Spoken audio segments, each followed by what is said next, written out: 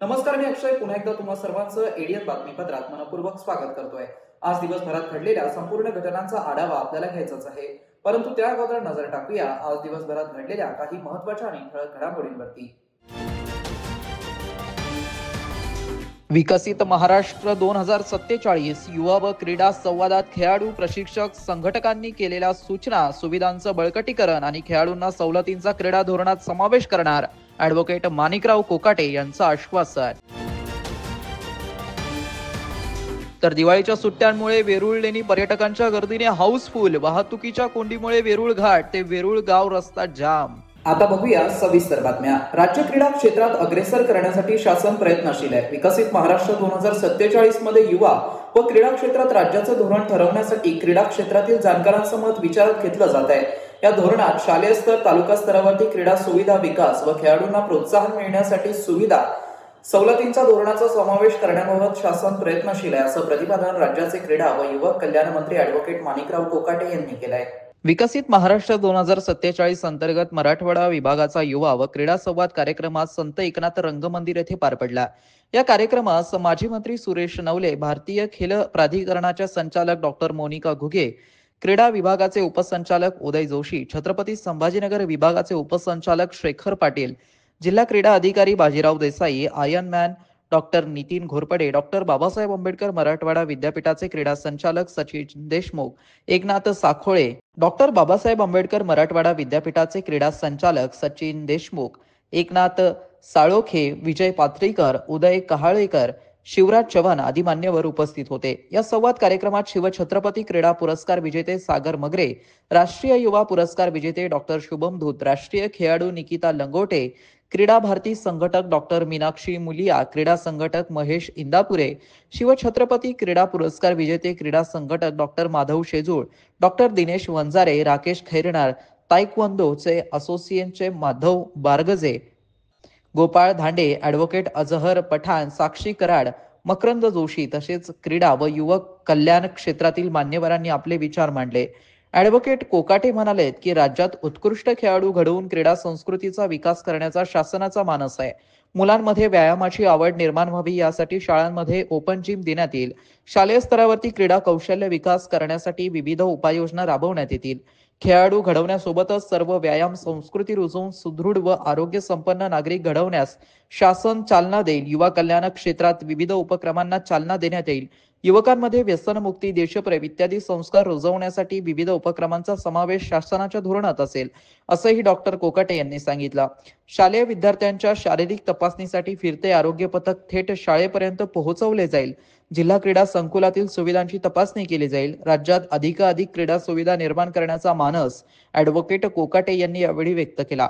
प्रास्ताविक उपसंचालक शेखर पाटील यांनी केले, तर सूत्रसंचालन बिराडे यांनी केलं।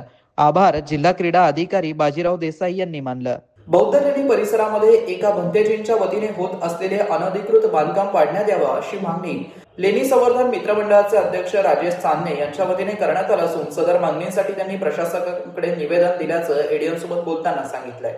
लेणी संवर्धन मित्रमंडळाचा अध्यक्ष राजेश चांदणे बोलतो की आज आम्ही लेणी संवर्धन मित्रमंडळातर्फे व संबोधी मित्रमंडळाचे संबोधी अकादमी तर्फे या ठिकाणी बरंच काही 5 ते 10 हजार वृक्षारोपण केलेलं आहे। आणि या वृक्षारोपण कारण करोना काळामध्ये या ऑक्सिजनची तुटवडता या छत्रपती संभाजीनगर औरंगाबादला पडत होती।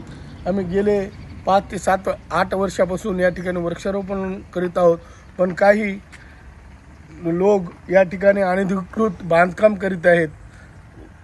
असं सांगायचं म्हणजे की समाज बांधवांना मला सांगायचं आहे की समाजाच्या नावाखाली आणि भंते अभयपुत्र उर्फ आनंद लाजेवार हा अनधिकृत बांधकाम करतो। कधी विजयादशमीला त्याचा कार्यक्रम नसतो, कधी सामनेर शिबिर नसतात, काहीतरी ही भोंदूगिरी समाजाच्या नावाखाली समाजाची दिशाहीन करणारा हा अभयपुत्र या ठिकाणी बांधकाम करत आहेत। माझी सगळी समाज बांधवांना विनंती आहे, आज तुम्ही चौक्याचं बुद्धविहार पाहता, इकडली बुद्ध लेणी पाहता, त्या ठिकाणी सर्व काही कार्यक्रम होतात। आज आम्ही या ठिकाणी संबोधी बंधारा एवढं वृक्षारोपण केलेलं आहे आणि हे वृक्षारोपण का केलेलं आहे की आपली पुरातन काळातली जी बुद्धलेणी आहे त्या बुद्धलेणीच्या संरक्षणासाठी आज इकडे सगळं या बुद्धलेणीच्या पायथ्याची सगळे प्लॉटिंग ग्रीन झोन उडून प्लॉटिंग चालू आहे, सगळं बांधकाम आणि अनधिकृत बांधकाम या ठिकाणी चालू आहे.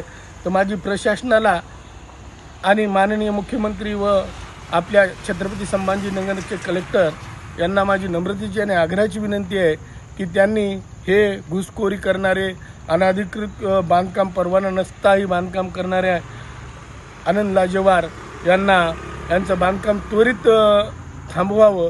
अन्यथा या बुद्धलेणीच्या पायथ्याशी जर हे असे खोदकामं बांधकामं जर झाले तर आपल्या पुरातन काळातील बुद्धलेणीला धोका होऊ शकतो.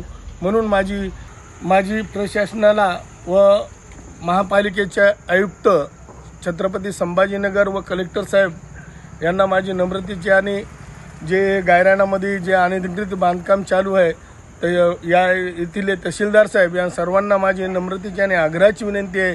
आम्ही लेणी संवर्धन मित्रमंडळातर्फे जर हे बांधकाम अनधिकृत रोखले नाही तर आम्ही आमरण उपोषण किंवा मोर्चा काढू अशी मी सर्वांना विनंती करतो.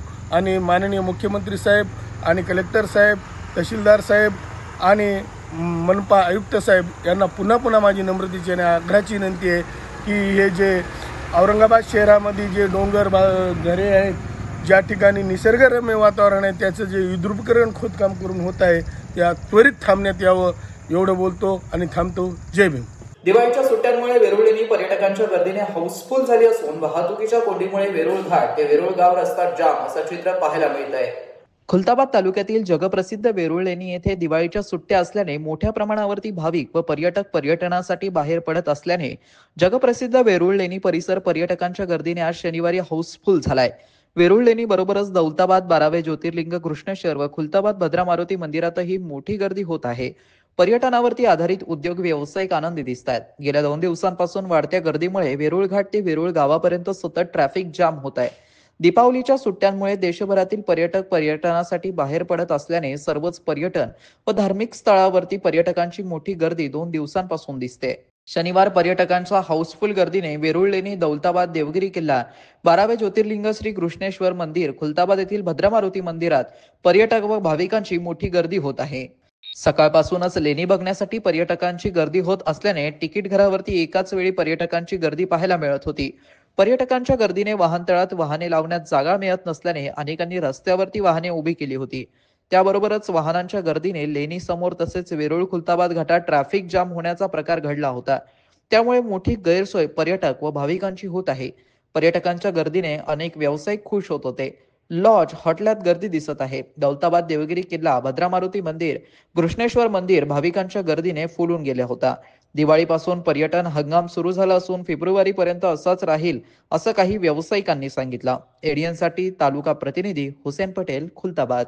आमदार अब्दुल सत्तार यांनी सिल्लोड तालुक्यातील सावखेडा येथे मानलेली बहीण भागीरथाबाई धनाजी पाटील गोंगे यांनी त्यांच्या रुमाल, टोपी, कपडे भेट देऊन औक्षण केलंय. तर सत्तार यांनी देखील बहिणीला साडी भेट देऊन भाऊबीज साजरी केली आहे. आमदार अब्दुल सत्तार यांनी सालाबाद प्रमाणे सिडको तालुक्यातील सावखेडा येथे भाऊबीज साजरी केली आहे. सिल्लोड तालुक्यातील सावखेडा येथील मानलेल्या बहिणीकडे दरवर्षी अब्दुल सत्तार भाऊबीज सण साजरा करतात. गेल्या अनेक वर्षांपासून अब्दुल सत्तार राखी पौर्णिमा तसेच भाऊबीजसाठी नुकतंच दरवर्षी सावखेडा येथे येतात. मतदारसंघ, जिल्हा, मराठवाडा तसेच राज्यातील एक प्रमुख राजकारणी म्हणून त्यांच्याकडे अनेक जबाबदारी आहेत.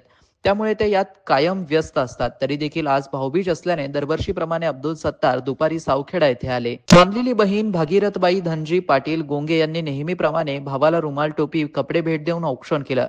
तसेच आमदार अब्दुल सत्तार यांनी देखील बहिणीला साडी भेट दिली. गोंगे परिवाराला दीपावली, पाडवा, भाऊबीजीच्या शुभेच्छा देखील दिल्या. भाऊ बहिणीच्या या नात्याला जवळपास गेल्या 27 वर्षांची परंपरा आहे. आज अब्दुल सत्तार एक प्रमुख राजकारणी, माजी मंत्री, आमदार जरी असले तरी सर्व प्रोटोकॉल बाजूला सारून त्यांनी अतिशय साध्या पण तितक्याच आपुलकीने भाऊ बहिणीचं नातं जोपासलं आहे. रक्ताचं कुठलंही नातं नसलं तरी मानलेल्या भाऊ बहिणींचं हे नातं रक्ताच्या नात्यापेक्षा कितीतरी पटीने श्रेष्ठ असतं हे यातून सिद्ध होत आहे. शहरवासियांना एक सुवर्ण संधी. तुम्ही एखादा व्यवसाय करताय का? मग एडियन वरती जाहिरात करा आणि मिळवा व्यवसायात मोठा फायदा. तर वाट कसली बघत आहात? आताच खाली दिसत असलेल्या नंबरवरती संपर्क साधा. आपल्याला अजूनही काही बातम्यांचा आढावा घ्यायचा आहे, परंतु इथे वेळ झाली आहे एका छोट्याशा ब्रेकची. कुठे जाऊ नका, पाहत रहा एडियन न्यूज.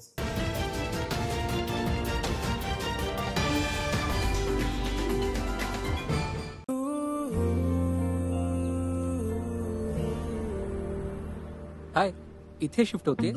हो. कोणतं कॉलेज? SPPU. अरे मी पण. मग कधी ड्रॉप हवा असेल तर मम्मी आणि तुझी प्रोफेसर सुद्धा. प्रोफेसर. हळदाणी चंदनाचे कुंसमावे संतूर, त्वचा आणखीन उजळे. आमच्या संतूर मम्मीकडे तर स्वतःची गाडी आहे. तू मला ऑफिसला सोड. बाळा, ती चंदन लेपाने बनलेली संतूर अगरबत्ती लाव बरं. तुमच्या भक्ती इतकी शुद्ध, अस्सल चंदन लेपाने बनलेली संतूर अगरबत्ती.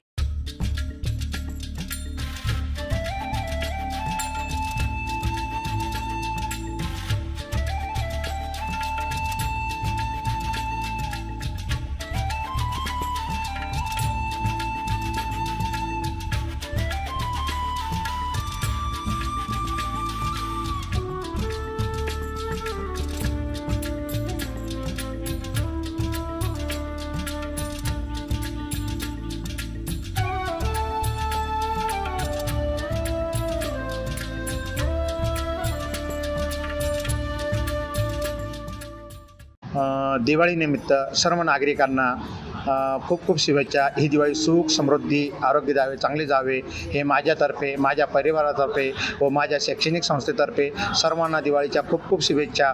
मी डॉक्टर मोहम्मद मजर अनवर खान, अध्यक्ष कोहिनूर शिक्षण संस्था, औरंगाबाद, संभाजीनगर. नमस्कार, मी नम्रता संभेराव. एडीएनच्या सर्व रसिक प्रेक्षकांना दिवाळीच्या माझ्याकडनं, माझ्या संपूर्ण परिवाराकडनं मनापासून शुभेच्छा. दिवाळी छान मजेत घालवा आणि हसत राहा. आयुष्य सुंदर आहे. थँक्यू. नमस्कार, मी प्रसाद खांडेकर. एडीएनच्या सर्व रसिक प्रेक्षकांना दिवाळीच्या खूप खूप खूप शुभेच्छा. हॅपी दिवाळी. हाय, नमस्कार, हॅप्पी दिवाळी. आणि दिवाळीच्या निमित्तानं छत्रपती संभाजीनगरच्या सर्व रहिवाशांना माझ्याकडनं हार्दिक हार्दिक शुभेच्छा. हॅपी दिवाळी. हाय, नमस्कार. आपल्या सगळ्यांना दिवाळीच्या खूप साऱ्या शुभेच्छा. संभाजीनगरमध्ये जे जे आमचे लाडके प्रेक्षक आहेत त्या सर्वांना दीपावलीच्या खूप साऱ्या शुभेच्छा. नमस्कार, मी प्रवीण पवार, पोलीस आयुक्त, छत्रपती संभाजीनगर. दिवाळीच्या छत्रपती संभाजीनगरच्या सर्व नागरिकांना खूप खूप मनापासून शुभेच्छा. ही दिवाळी आपल्याला आनंदाची, भरभराटी, सुखाची, समृद्धीची आणि आपल्या आयुष्यातील सर्व स्वप्न पूर्ण करारी जाओ. आपण दिवाळीमध्ये काळजी घ्या स्वतःची, आपल्या कुटुंबाची आणि आपल्या सर्व आजूबाजूच्या लोकांची. पुन्हा एकदा आपल्याला आणि आपल्या कुटुंबियांना दिवाळीच्या खूप खूप शुभेच्छा. धन्यवाद.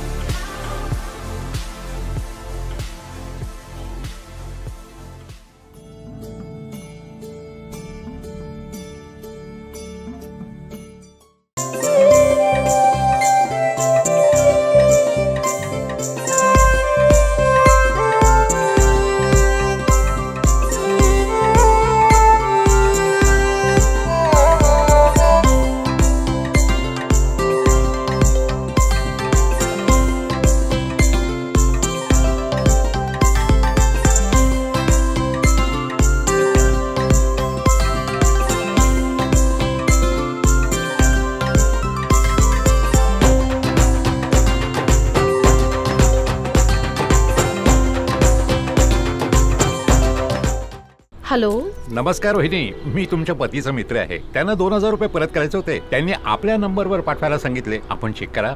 ओके. बहिणी, मी चुकून तुमच्या मोबाईलवर 20,000 पाठवले. प्लीज आपण 18,000 परत पाठवा. ते मी तुमच्या पत्नीच्या नंबरवर पाठवीन, आपण त्याच्याकडून घ्या. मी नाही फसणार. पैसे जमा झाल्याचा मेसेज सरळ बँकेकडून येतो, कोणत्या प्रायव्हेट नंबरवरून नाही. तर अशा सिच्युएशनमध्ये सगळ्यात पहिल्यांदा आपला बँक बॅलन्स चेक करा, फसव्या कॉल्सची तक्रार करा. थांबा, विचार करा आणि ॲक्शन घ्या.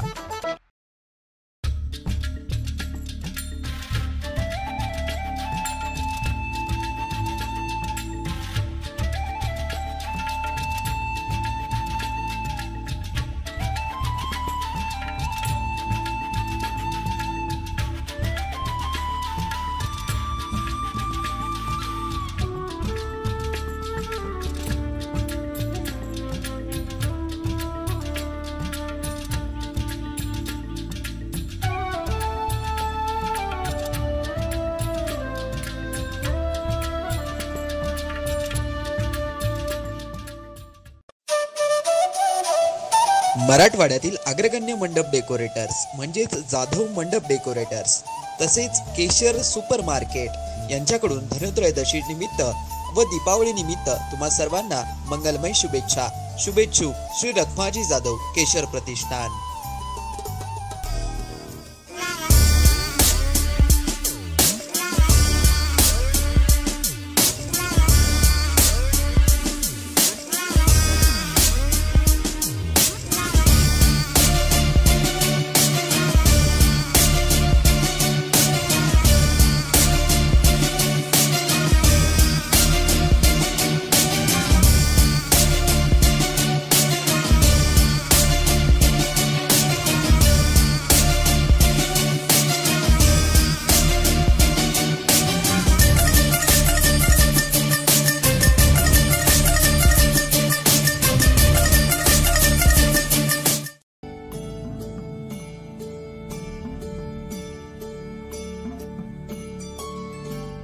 वैजापूर नगरपालिकेच्या वतीने सर्व नागरिकांना दीपावलीच्या शुभेच्छा. शहरातील सर्व नागरिकांनी हा सण साजरा करताना सार्वजनिक ठिकाणी कुठेही अस्वच्छता होणार नाही, त्याचप्रमाणे हा सण पर्यावरणपूरक कसा साजरा करता येईल याकडेही लक्ष द्यावं व नगरपालिकेला सहकार्य करावं. त्याचप्रमाणे जी काही ओल्या दुष्काळाची परिस्थिती आहे त्यामध्येही नागरिकांनी जे काही या अतिवृष्टीमध्ये बाधित लोक आहेत यांची कशा प्रकारे मदत करता येईल यामध्येही जर पुढाकार घेतला तर खऱ्या अर्थाने ही दीपावली आपल्याला शुभ गेली असं आपल्याला म्हणता येईल. धन्यवाद.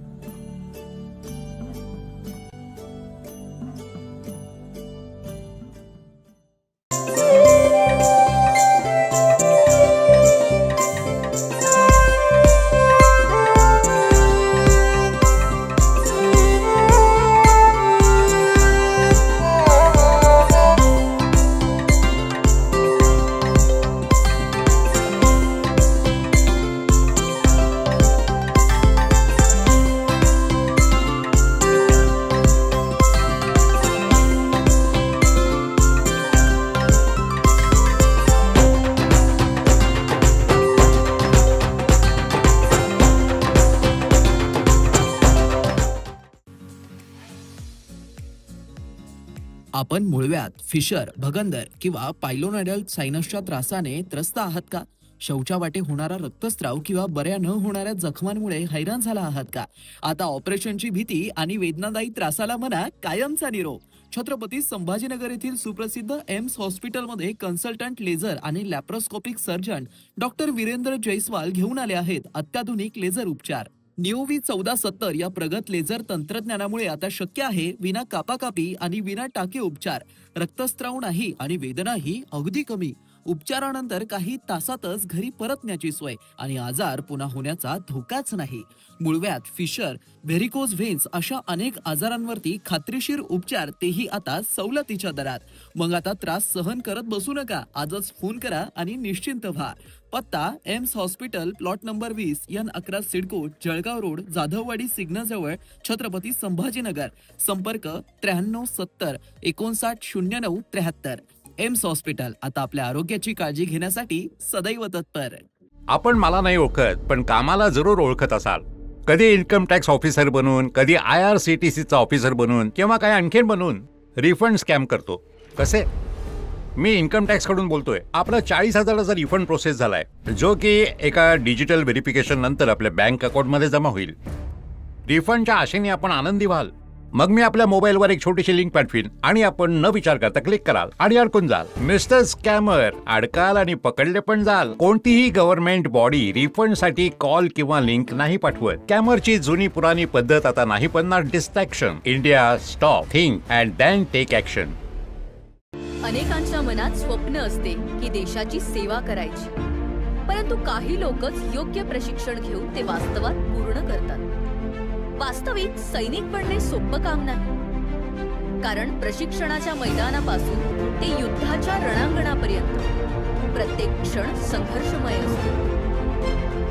फक्त जो इमानदार, समजूतदार असेल आणि ज्याची इच्छाशक्ती प्रबळ असेल असाच व्यक्ती या क्षेत्रात टिकू शकतो. प्रत्येक वर्षी अनेक परीक्षार्थ्यांना यश प्राप्त होते, ते फक्त आणि फक्त गरुड झेप अकॅडमी. पंख आम्ही देतो, उंच भरारी तुम्ही घ्या.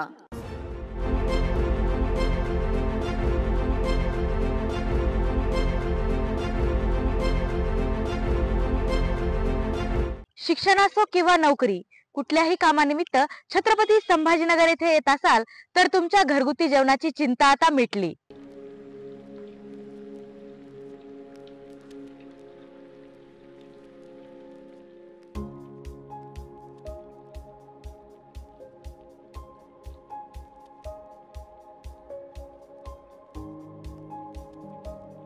नमस्कार, मी पूजा दातार. मी रुचिरा स्वयंपाकघर सुरू करून 15 वर्ष झाली. सुरुवातीला रुचिरा स्वयंपाकघर सुरू करताना माझी आवड म्हणून सुरू केलं, पण त्याचं व्यवसायात हळूहळू रूपांतर झालं. रुचिरा स्वयंपाकघर हे स्वतःच्या जागेत 2009 पासून संभाजीनगर खडकेश्वर येथे सुरू आहे. तेथून मला अनेक साऱ्या ऑर्डर्स मिळत गेल्या. एका मोठ्या शाळेचं मला कॉन्ट्रॅक्ट मिळालं होतं. मी रोज 2200 लोकांना जेवण देत होते 5.5 वर्ष. नंतर मी पूर्ण कॉन्सन्ट्रेशन रुचिरा स्वयंपाकघर खडकेश्वर येथे केलं. तेथील फीडबॅक म्हणाल तर सगळी मेडिकलची मुलं जे घरापासून दूर राहतात त्या लोकांना आपल्या घरासारखं जेवण रुचिरामध्ये मिळतं असं प्रत्येकजण आनंदाने सांगत असतो मला. आणि मी तर म्हणते की तुम्ही ते पे करून जेवता, पण ते म्हणतात की नाही, पे हा भाग वेगळा आहे, पण आमच्या शुभेच्छा आणि सदिच्छा जास्त महत्त्वाच्या आहेत. तसंच रुचिरा स्वयंपाकघरात आपण आपल्या घरच्यासारखं अन्नधान्य निवडून, भाज्या निवडून, अतिशय स्वच्छता राखून स्वयंपाक करतो. स्वयंपाकात घरगुती मसाले 80% वापरले जातात. माझा कटाक्ष क्वालिटी मेंटेन करण्यावर असतो, त्यामुळे मी किराणा जास्तीत जास्त चांगल्या क्वालिटीचा आणते. तसंच भाजीपाला जाधव मंडईतून आणते, त्यामुळे ताजा स्वच्छ भाजीपाला मिळतो. त्यामुळे आपल्या स्वयंपाकाची चवही उत्तम राखता येते आणि आरोग्यपूर्ण स्वयंपाक होतो. घरगुती जेवणाच्या चवीसाठी एकदा अवश्य भेट द्या रुचिरा स्वयंपाकघर येथे. मस्त मास्क पहना रे तूने. Thank you sir. वो जान बचाने के लिए पहनना पड़ता है ना सर. रेडीमेड है या टेलर मेड है? ऑनलाइन ऑर्डर किया है सर. एक और है ना सर. देना. बहुत मस्त लगे आपको. ये ना सर. सर ना भाई, जान बचाने के लिए बाइक चलाते वक्त सिर्फ खोपड़े पे मास्क पहनेगा तो खोपड़े को कौन बचाएगा? समझ गया सर. हेलमेट ऑनलाइन ऑर्डर कर, वरना हमेशा के लिए ऑफलाइन हो सकता है. Okay sir. ये ले. चल हम ये भी ऑनलाइन भर दे. हेलमेट पहने, ट्रैफिक नियमों का पालन करे, जिंदगी के सफर को सुरक्षित रखे.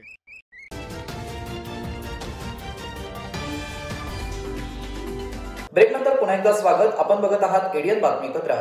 मुकुंदवाडी रामनगर परिसरातील मोकळ्या जागेत मंदिराच्या नावाने करण्यात आलेलं व्यावसायिक अतिक्रमण काढण्यात यावं, तसेच 6 जागा वापरण्यासाठी उपलब्ध करून द्यावी अशी मागणीचं निवेदन स्थानिक नागरिकांच्या वतीने महानगरपालिका प्रशासक यांच्यासह जिल्हाधिकारी आणि अन्य प्रशासकीय कार्यालयांना देऊन मागणी करण्यात आली आहे. मुकुंदवाडी रामनगर परिसरामध्ये एका रांगेमध्ये 4 ते 5 मंदिरे असून त्या मंदिरालगत रहिवासी भाग आहे. या मंदिराची जागा पूर्वी ग्रीन बेल्टसाठी ठेवण्यात आली होती. तेथील मोकळ्या जागेवरती पूर्वी श्री संत रोहिदास महाराज यांचे एक लहानसं मंदिर होतं. त्यानंतर त्या मंदिराला विस्तारित करून मंदिर मोठं करण्यात आलं. याबरोबरच मंदिराच्या मागील बाजूस एक मोठे रूम काढून त्या ठिकाणी फोटो फ्रेमचा व्यवसाय सुरू करण्यात आला.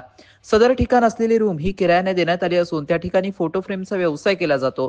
सदर ठिकाणी असलेल्या मंदिराच्या जागेच्या नावाने व्यावसायिक अतिक्रमण करण्यात आला असल्याचा आरोप स्थानिक नागरिकांनी केला असून सदर अतिक्रमण काढण्यात यावं, याबरोबरच मंदिराच्या समोर असलेले गट्टू आणि सहान जागा ही नेहमीप्रमाणे वापर करण्यासाठी मोकळी करण्यात यावी अशी मागणी स्थानिक नागरिकांच्या वतीने करण्यात येत आहे. या मागणीचं निवेदन स्थानिक नागरिकांच्या वतीने महानगरपालिकेचे प्रशासक तथा आयुक्त, जिल्हाधिकारी, सिडकोचे प्रशासक, धर्मादाय आयुक्त, पोलीस आयुक्त, मुकुंदवाडी पोलीस ठाण्याचे पोलीस निरीक्षक यांच्याकडे देण्यात आलं असून अतिक्रमण काढून जागा नेहमीप्रमाणे वापरण्यास मोकळी करून द्यावी अशी मागणी केली जात आहे. एडियन डिजिटल दिवाळी 2025 या सत्राखाली एडियनच्या प्रेक्षकांसाठी विविध मान्यवरांच्या मुलाखतींचा खजिना घेऊन आला असून त्या अंतर्गत आज आपण छत्रपती संभाजीनगर जिल्ह्याचे जिल्हाधिकारी तथा जिल्हा दंडाधिकारी दिलीप स्वामी यांची निवेदक उमा शिंदे यांनी घेतलेली मुलाखत बघणार आहोत.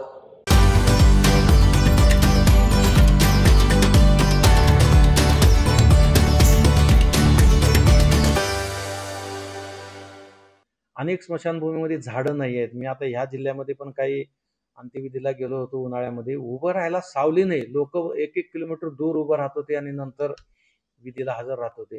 की प्रत्येक गावात किमान 5 वडाची झाडं आपण लावायची आणि मग गाव तेथे वड असं नाव देऊन मग तो एक अभियान तयार केलं, उपक्रम तयार केला आणि जे कुटुंब पात्र होत नाहीत त्यांना आम्ही NGO यांच्या मार्फत मदत देतोय. हा एक शासकीय कार्यक्रम म्हणून आम्ही घेतोय, एक हात मदतीचा असं मी त्याला नाव दिलंय. नमस्कार, मी उमा शिंदे एडियनच्या सर्व दर्शकांचं या विशेष सत्रात स्वागत करते. दिवाळीच्या पार्श्वभूमीवर आपण एडियन डिजिटल दिवाळी 2025 हे सदर सुरू केलं आहे आणि आजच्या आपल्या या विशेष सदरमध्ये आपल्यासोबत छत्रपती संभाजीनगरचे जिल्हाधिकारी दिलीप स्वामी सर आहेत. सर, मी एडियनच्या दर्शकांच्या वतीने तुमचं मनपूर्वक स्वागत करते. धन्यवाद आणि तुम्हाला दिवाळीच्या खूप खूप शुभेच्छा. शुभेच्छा आपणालाही, सर्व दर्शकांनाही मनपूर्वक शुभेच्छा. Thank you so much sir. आपण मुलाखतीला सुरुवात करूयात. सुरुवातीला सर, सर्वप्रथम तुमचं अभिनंदन.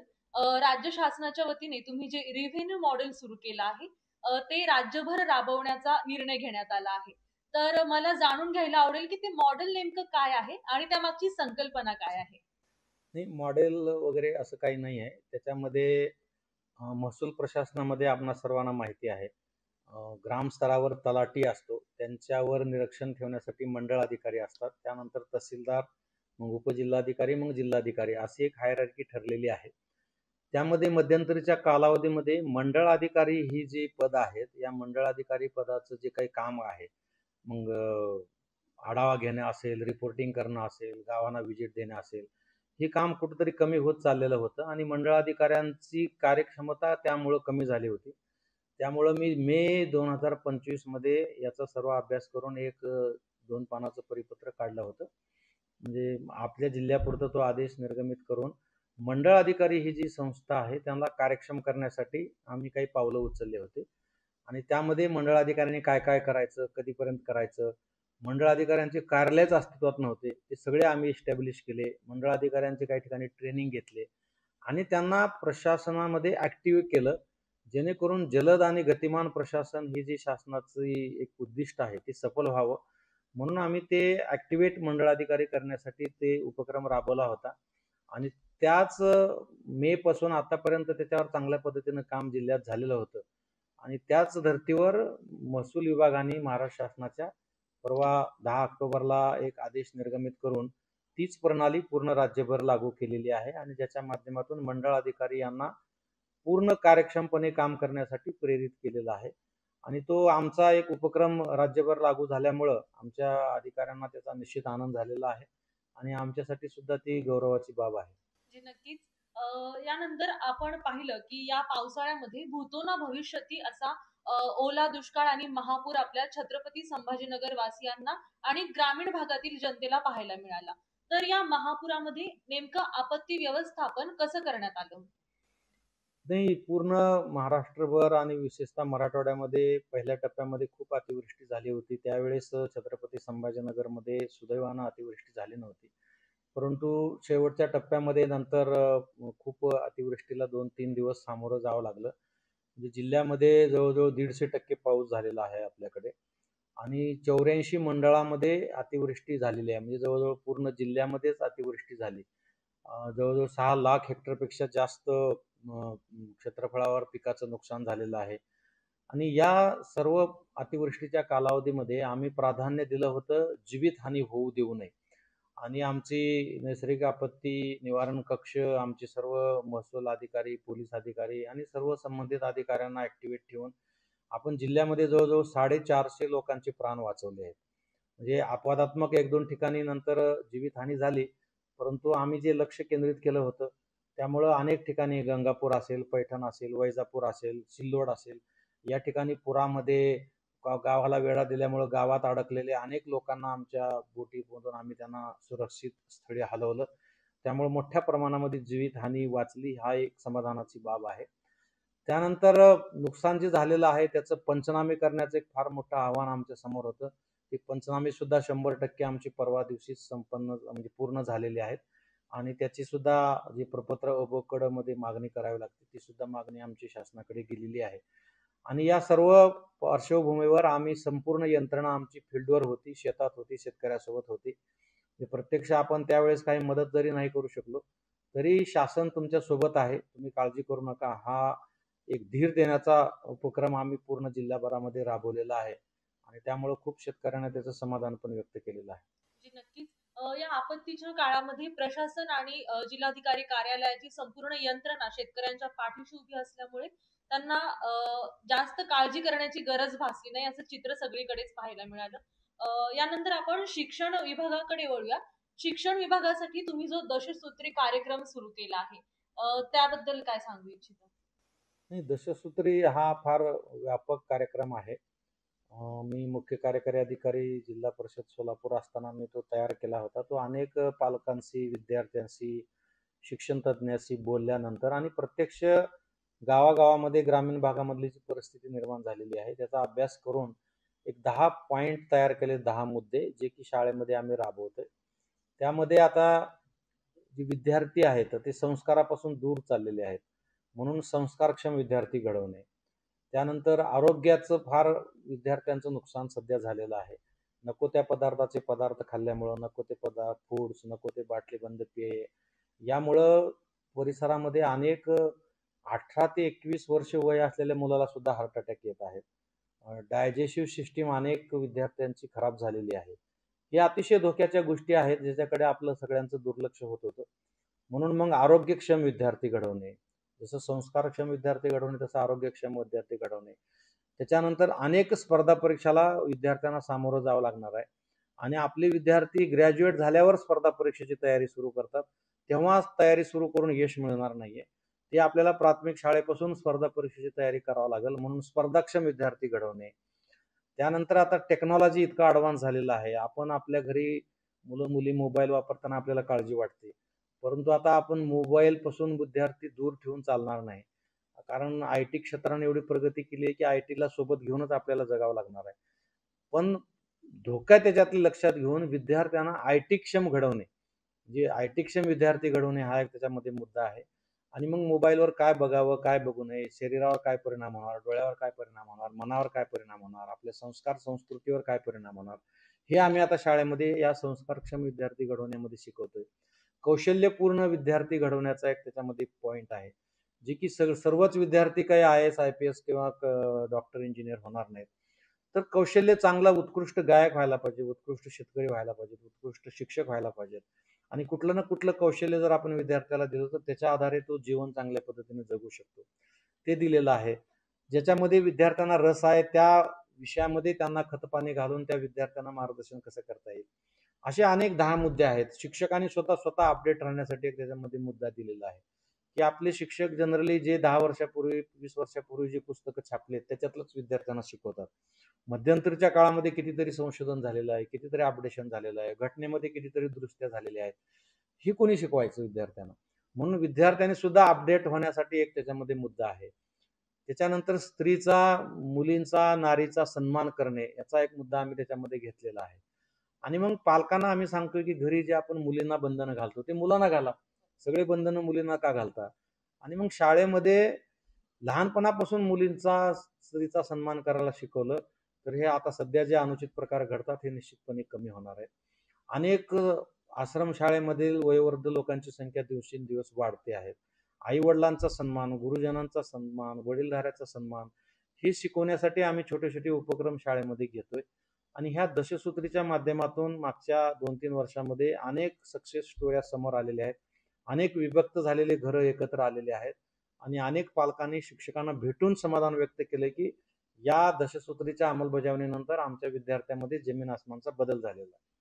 नक्कीच आपण त्यानंतर जो शहर आणि ग्रामीण भागामध्ये स्मशानभूमींचा प्रश्न भेडसावत होता, ज्यामध्ये आपण असं म्हणतो की माणसाचा शेवट गोड झाला पाहिजे किंवा बरोबर झाला पाहिजे.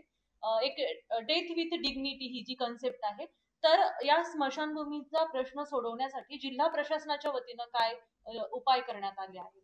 हा अत्यंत जिव्हाळ्याचा विषय आहे. ग्रामीण भागामधल्या लोकांना अनेक अडचणीला सामोरं जावं लागते. आपल्याला आपण वर्तमानपत्रात वाचत असेल की अनेक ठिकाणी स्मशानभूमीला जायला रस्ता नाही आहे, अनेक ठिकाणी शेड नाही आहेत, अनेक ठिकाणी इलेक्ट्रिसिटी सोय नाही, अनेक गावामध्ये स्मशानभूमीला जागाच नाही आहे, अनेक गावामध्ये 7/12ला स्मशानभूमीची नोंद आहे परंतु प्रत्यक्षात तिथं वापर नाही आहे. अनेक गावामध्ये स्मशानभूमीचा वापर चांगल्या पद्धतीने होतोय पण त्या जागेची 7/12ला स्मशानभूमी म्हणून नोंद नाही आहे. असे बऱ्याच ठिकाणी नदी नाले पार करून जावं लागतंय आणि तुम्हाला आश्चर्य वाटेल की पावसाळ्यामध्ये बऱ्याच ठिकाणी डेड बॉडी घेऊन प्रतीक्षा करावं लागते नदीतलं पाणी कधी ओसरते ते. म्हणजे अतिशय म्हणजे ज्यांच्या घरच्या व्यक्तीचा डेथ झालाय त्या व्यक्तींना किती यातना द्यायचं आणि माणूस आयुष्यभर जगण्यासाठी इतकं मोठं सामोरं जातं अनेक अडचणीला, अनेक प्रसंगाला आणि मग मृत्यूनंतर ते त्याचा मृत्यू हा समाधानानं त्याची अंत्यविधी झाली पाहिजेत आणि किमान त्या अंत्यविधीच्या वेळेस त्यांच्या कुटुंबातल्या लोकांना त्याचा त्रास नाही झाला पाहिजे. अनेक स्मशानभूमीमध्ये झाडं नाही आहेत. मी आता ह्या जिल्ह्यामध्ये पण काही अंत्यविधीला गेलो होतो उन्हाळ्यामध्ये, उभं राहायला सावली नाही, लोक 1-1 किलोमीटर दूर उभं राहत होते आणि नंतर विधीला हजर राहत होते.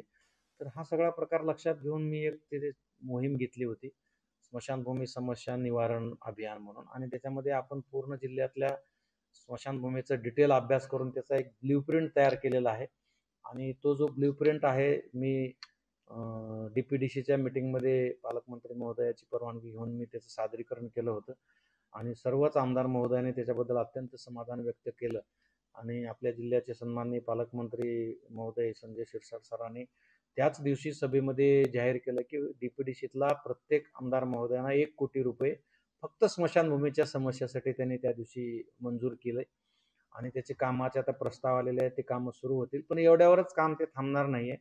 जवळजवळ 80% गावामध्ये काही ना काहीतरी समस्या आहे आणि ते टप्प्याटप्प्यानं आम्ही दूर करतोय.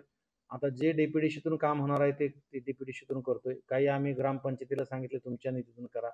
आमच्या अधिकारी कर्मचाऱ्यांना मी आवाहन केले की लोकवर्गणीतून सुद्धा काही जिथं 5-10 लाखाचं काम आहे, काही ठिकाणी 2-4 लाखात काम होणार आहे, तर त्या ठिकाणी आपण लोकवर्गणी करू, NGOची मदत घेऊ आणि या छोट्या छोट्या समस्यावर मात करू, जेणेकरून एक साधारणतः 1-1.25 वर्षामध्ये जिल्ह्यातील कुठलीही स्मशानभूमीची समस्या राहणार नाही. यासाठी आपण प्रयत्न करू. जर समस्त नागरिकांनी आणि लोकप्रतिनिधींनी जर सहकार्य केलं तर 100% हा विषय कायमचा संपून जाईल. नक्कीच सर्वांच्या सहभागातून समस्या लवकर सोडवली जाते. यानंतर जे एक गावात एक तरी वडाचं झाड असावं अशी तुमची एक कन्सेप्ट आहे आणि आपण पाहतो की पूर्वीच्या काळी गावात पार होती आणि पारावर म्हातारे बसलेले असायचे. जरी गावात म्हातारे सापडले नाही कुठे तर ते कुठं सापडतील हे माहीत असायचं, पण आता ते नाहीसे होत चालले डेव्हलपमेंटमुळे. तर ही कन्सेप्ट काय आहे आणि त्याला नागरिकांकडून कसा प्रतिसाद मिळतोय? नाही, आपण जर आता वडाच्या झाडाचे फायदे बघितलं, आपण गुगलवर सर्च करा, जवळजवळ 20-21 प्रकारचे फायदे आपल्याला एक ह्युमन बिईंगला माणसाला मिळतात आणि पूर्वजांनी काही उगाच लावलेले नव्हते. वडाच्या झाडाला इतका मान दिलेला आहे संस्कृतीने, त्याचं कारणच हे आहे की त्याचे खूप फायदे आहेत आणि कालांतराने मध्यंतरीच्या काळामध्ये आता पूर्वी जर बघितलं तर प्रत्येक गावामध्ये आपण जेव्हा जायचो तेव्हा वडाचं झाडच आपलं स्वागत करायचं, किंबहुना त्या गावच्या 4ही बाजूना वडाचे झाडं असायचे. परंतु आता जर गावात गेलं तर झाडच दिसत नाही वडाचं आणि एक संस्कृतीचा फार मोठा ऱ्हास आहे आणि ते पर्यावरणाचा सुद्धा ऱ्हास आहे. म्हणून मग आपण एकदम 10,000 झाडं लावू, 15,000 झाडं लावू असं करण्यापेक्षा मी विचार केला मागच्या पावसाळ्यामध्ये की प्रत्येक गावात किमान 5 वडाची झाडं आपण लावायची आणि मग गाव तेथे वड असं नाव देऊन मग तो एक अभियान तयार केलं, उपक्रम तयार केला. कृषी विभाग, सामाजिक वनीकरण, वन विभाग, महसूल विभाग, ग्रामपंचायत विभाग यांची बैठक घेतली, त्यांना प्रशिक्षण दिलं. आमच्या खर्चातून आम्ही त्याचे रोपटे उपलब्ध केले, म्हणजे शासनावर सुद्धा त्याचा भार आम्ही टाकला नाही आणि गावागावामध्ये त्याचं महत्त्व पटवून दिले. आणि मागच्या पावसाळ्यामध्ये आम्ही प्रत्येक गावात 5 वडाची झाडं लावून त्याच्या जबाबदाऱ्या निश्चित केल्या. कारण झाड लावताना बरेच लोक असतात, फोटो सेशन होते पण नंतर विसरून जातात. म्हणून आम्ही ती जबाबदारी दिली आणि मला आनंद आहे सांगायला, मी आता जिथं जिथं गावात दौऱ्याला जातो तिथं आवर्जून मी त्या झाडाला व्हिजिट करतो, रोपटं किती वाढलंय ते. आणि जवळजवळ 80% ठिकाणी ते रोपटे आता रुजलेले आहेत आणि एक 5-10 वर्षामध्ये ते मोठे वडाचे झाड त्या ठिकाणी आपल्याला पाहायला मिळेल. आणि त्या वडाच्या झाडाच्या माध्यमातून त्या गावचा पर्यावरणाचा विकास होईल, त्या गावाला शुद्ध हवा मिळेल, त्या गावाचं जलसंधारण, मर्दसंधारण होईल. आणि या चळवळीमध्ये मला वाटते प्रत्येक गावकऱ्यांनी, लोकांनी, पॉलिटिकल पार्टीने झुकून दिलं पाहिजेत. कारण भविष्याच्या दृष्टिकोनातून सगळे लोक भौतिक सुविधेकडे वळत असताना पर्यावरणाकडे कोणाचं लक्ष नाहीये. प्रत्येक आईवडील आपल्या मुलासाठी संपत्ती कसं जमा करता येईल, गाडी, घोडे, बंगले सगळे जमा करायचा प्रयत्न करतात. त्याच्यात काही वाईट नाहीये, प्रत्येक जण आईवडील प्रयत्न करतात. परंतु त्या आपल्या मुलांसाठी उद्या पर्यावरण चांगलं राहणार आहे का ह्याच्याबद्दल मात्र कोणी विचार करत नाहीत. आणि जेव्हा आम्ही लोकांना सहकार्य करण्याची विनंती करतो तेव्हा फार कमी लोक समोर येतात. बऱ्याच ठिकाणी फक्त फोटो सेशन पुरतं वृक्षारोपणाचा कार्यक्रम होतो. हे बंद झालं पाहिजे. आणि प्रत्येक नागरिकानं, आता जवळजवळ 30-40 लाख लोकसंख्या जिल्ह्यामध्ये आहे, प्रत्येक नागरिकाने एक झाड लावलं तर 40 लाख झाडं होऊ शकतात. तर या पद्धतीने एक चळवळ म्हणून, आता पाऊस खूप झालेला आहे, सगळ्या सध्या ओलावा खूप आहे, प्रत्येक सणावाराला वृक्षारोपणाचे कार्यक्रम लोकांनी घेतले पाहिजेत. आणि फक्त कार्यक्रम घेऊन थांबले नाही पाहिजेत, तर ते झाडं जगवले पाहिजेत. आणि अशा पद्धतीनं जर लोकांनी, मी तर आमच्या अधिकारी कर्मचाऱ्याला नेहमी सांगत असतो आणि मी पण ते अंमल करतो, वेळ लागल्यासारखं झाड लावलं पाहिजेत. हा माझा एक स्लोगन आहे. वेळ लागल्यासारखं आपण जर झाडं लावलं तरच पुढची पिढी चांगल्या पद्धतीने जगू शकेल, नाहीतर श्वासोश्वासाला शुद्ध हवा राहणार नाही. यानंतर आपल्याला सर्वांना म्हणजे भारतातही सगळीकडे मराठवाडा हा आत्महत्याग्रस्त भाग म्हणून खूप प्रसिद्ध आहे. तर आपल्या क्षेत्रातही बरेच शेतकरी आत्महत्या करतात. तर तुम्ही या कुटुंबियांसोबत, आत्महत्याग्रस्त कुटुंबीय जे आहेत त्यांच्यासोबत तुम्ही सायंकाळ घालवायची अशी एक माणुसकी म्हणून एक खारीचा वाटा उचलण्याचा प्रयत्न करताय. तर तुमचा हा आनंद नेमका कसा आहे आणि अनुभव कसा नाही, आहे हा तुमचा? फार संवेदनशील विषय आहे. आता आम्ही मागच्या 2 वर्षामध्ये 250 शेतकऱ्यांनी आत्महत्या केलेली आहे. आणि काही अपवाद सोडले, काही चांगल्या घरचे आहेत, परंतु बऱ्याच कुटुंबामध्ये दिवा पेटत नाही, चूल पेटत नाही अशी परिस्थिती आहे. त्यांना मदत करायचा आमचा प्रयत्न चालू आहे. मी गणपती उत्सवाच्या वेळेस मी माझ्या घरी सुद्धा 50 कुटुंबांना जेवणासाठी निमंत्रण दिलं होतं आणि त्या कुटुंबासोबत आमचं संपूर्ण कुटुंब जेवण घेतलं. त्यावेळेसच्या त्या माऊलींच्या ज्या काही भावना होत्या त्या अतिशय म्हणजे मनाला हे पूर्ण होत्या, दुःख पोहोचवणाऱ्या. आणि म्हणून तेव्हाच मी ठरवलं होतं की दिवाळीमध्ये सुद्धा काही ना काहीतरी आपण या कुटुंबांना मदत केली पाहिजे. म्हणून आम्ही 2 पार्ट केले त्याच्यामध्ये. एक तरी शासकीय मदत द्यायची. त्याच्यामुळे मागच्या 15 दिवसापासून आम्ही या सर्व शेतकरी कुटुंबाचं सर्वेक्षण करून त्यांच्या बैठका घेतल्यात आणि मागच्या सोमवार, मंगळवार, आज प्रत्येक कुटुंबाला एक कुठल्या ना कुठल्या शासकीय योजनेचा लाभ, जे कुटुंब पात्र होतात त्यांना त्या शासकीय योजनेचा लाभ देतोय. आणि जे कुटुंब पात्र होत नाहीत त्यांना आम्ही NGO यांच्या मार्फत मदत देतोय. हा एक शासकीय कार्यक्रम म्हणून आम्ही घेतोय. एक हात मदतीचा असं मी त्याला नाव दिलंय. आणि दुसरा, आम्ही एक आमच्या पर्सनल भावना म्हणून, एक माणूस म्हणून आम्ही आमचे सगळे अधिकारी कर्मचाऱ्यांच्या माध्यमातून या प्रत्येक कुटुंबाला एक किट देतोय. एक किट पण अशी साधी नाही आहे किंवा स्वीटचा बॉक्स नाही आहे, की दिवाळीला लागणारं जेवढं साहित्य आहे एका कुटुंबाला लागेल एवढं, जवळजवळ 5 ते 6 हजाराचा तो एक बॉक्स होतोय. त्याच्यामध्ये डाळ, साबण, तेल, खोबरे तेल, फोंडीचं तेल, चटण्या, सगळं सगळं प्रकार दिवाळीला जे जे लागते ते सगळा एक बॉक्स तयार करण्याचं काम आम्ही हाती घेतलंय. आणि आमच्या वतीनं या सर्व कुटुंबाला एक एक बॉक्स पण आम्ही उद्या आणि परवा त्याचे 16 आणि 17ला ते कार्यक्रम ठेवलेत.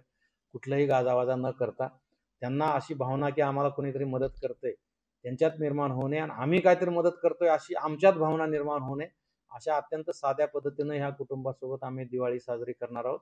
तेवढाच त्यांना आधार. आणि या माध्यमातून शासन तुमच्या सोबत आहे, तुमच्या पाठीशी आहे, तुम्ही काही काळजी करू नका, हा संदेश आम्हाला द्यायचा. संवेदनशील प्रशासनाची एक झलक या उपक्रमातून आपल्याला पाहायला मिळते. यानंतर काही महिन्यांपूर्वी तुम्ही थेट सरकारी कार्यालयांमध्ये जाऊन पोहोचत होते. सकाळी सकाळी तुम्ही कार्यालयात जायचे तर अधिकारी वेळेवर यावेत यासाठी तुम्ही हे पाऊल उचललं असं तुम्ही बोलताना सांगितलं होतं. तर यानंतर आणि त्या आधीच्या काळात काय बदल तुम्हाला जाणवतोय? नाही, निश्चितपणे आम्ही मध्ये अचानकपणे कार्यालय वेळेच्या अगोदर मी बऱ्याच ऑफिसमध्ये जाऊन बसलो. मग खूप लोकांचं त्याच्यानंतर माझे सर्व डेप्टी कलेक्टरनाही पाठवून दिलं. त्याची तपासणी झाली. त्याच्यानंतर बऱ्याच कर्मचाऱ्यावर कारवाई पण झाली आणि त्यानंतर सुरळीतपणे काम सुरू झालेलं आहे. आता लोकच सांगतात की साहेब आता लोक वेळेवर येतात, पूर्ण दिवस बसतात, परंतु हळूहळू परत सवय लागतात जुन्या. त्याच्यामुळे अधूनमधून हे अशा तपासण्या आम्हाला करावं लागतात. आम्ही महसूल विभागामध्ये याच्यावर जास्त भर दिला होता. आता ह्या दुसऱ्या टप्प्यामध्ये आम्ही दुसऱ्या विभागावर याच्यावर लक्ष केंद्रित करतोय आणि तिथं सुद्धा अधिकारी कर्मचारी वेळेवर येतात का, कारण पूर्ण वेळेचा पगार ते लोक घेतात आणि नागरिक कधी पण येऊ शकतात. कार्यालयीन वेळेमध्ये ते कधी पण येऊ शकतात आणि त्यांना प्रतीक्षेत ठेवणं म्हणजे हा गुन्हा आहे. खरं म्हणजे तशा पद्धतीनं व्हायला नाही पाहिजेत. उलट पक्षी थोडं लवकर आलं पाहिजेत आणि उशिरा ऑफिसमधून गेलं पाहिजेत आणि मी स्वतः तसं करतोय आणि माझ्या माध्यमातून मी माझ्या अधिकारी कर्मचाऱ्याला पण उदाहरण देतोय. मी स्वतः न करता त्यांना काही सांगत नाहीये. मी 9:30 पावणे 10च्या आत मी कार्यालयात असतो. रात्री 8:30-9 वाजेपर्यंत मी कार्यालयात असतो. तुम्ही थोडं जास्तीचं काम केलं तर लोकांना त्याची चांगली सेवा मिळेल आणि लोकांच्या भावना पण विभागासाठी चांगल्या होतील. त्यासाठी सुद्धा आमचे प्रयत्न चालू आहेत. नक्कीच सर. शेवटी आपण जाता जाता एडियनच्या प्रेक्षकांसाठी एक जिल्ह्याचे पालक म्हणून सर्व जनतेसाठी काय शुभेच्छा देऊ इच्छिता? सध्या अतिवृष्टीच्या पार्श्वभूमीवर प्रशासन सर्व शेतकऱ्यांना मदत करण्यासाठी धडपड करत आहे. या दिवाळीमध्ये मी आपणा सर्वांना दिवाळीच्या मनापासून शुभेच्छा देत असताना आपल्याला नम्र विनंती करतो की आपल्याला या दिवाळीमध्ये ज्यांच्या घरी दिवा पेटणार नाही अशा कुटुंबासोबत दिवाळी साजरी करा. ज्यांच्या घरी चूल पेटणार नाही त्यांच्या घरी चूल पेटण्यासाठी जे काही मदत करता येईल ते आपण मदत करा. माझी आपल्याला अशी विनंती आहे की हे दुःख निवारण्यासाठी प्रत्येकाने सिंहाचा वाटा घ्या. सिंहाचा वाटा घेता येत नसेल तर खारीचा वाटा यामध्ये आपण उचलावा आणि आपल्या परिसरामध्ये आपल्या अवतीभोवतीमध्ये असलेल्या कुटुंबांना सोबत घेऊन आपण दिवाळी साजरी करावं एवढं मी विनंती आपणा सर्वांना करतो. जिल्ह्यातील समस्त नागरिकांना मी माझ्या वतीनं महसूल विभागाच्या वतीनं दिवाळीच्या हार्दिक शुभेच्छा. जिल्हाधिकारी महोदयांचे एडियनसाठी वेळात वेळ दिल्याबद्दल मी मनपूर्वक आभार मानते आणि पुनश्च एकदा तुम्हाला दिवाळीच्या शुभेच्छा देते. धन्यवाद. एडियनचे पण संपूर्ण टीमचे मनापासून धन्यवाद. आपणा सर्वांना दिवाळीच्या शुभेच्छा. धन्यवाद सर. या सदरामध्ये आपण अजून मान्यवरांना भेटणार आहोत. तोपर्यंत पाहत रहा एडियन न्यूज.